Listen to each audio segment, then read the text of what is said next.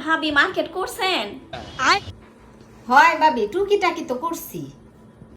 আর আমি তো সেই সবে বরাতের দিন থেকে এখনো পর্যন্ত মার্কেট করতে আছি, না হলে তো ভাবি 1.5-2 লাখ টাকার মার্কেট করে ফেলাইছে। ও ভাবি, আপনার তো বলাই হইলো না। আপনার ভাইয়া আমার এই যে একটা অনেক বড় ব্র্যান্ডের দোকান থেকে একটা এই যে শাড়ি ডাইনা দিছে, দেন তো কেমন হয়েছে? তাই নাকি ভাবি? কই দেখি দেখি শাড়িটা দেখান তাইলে। এই যে এটা দেখেন তো, দেখি দেখি ভাবি দেখি। কই সুন্দর ভাবি? না নাই?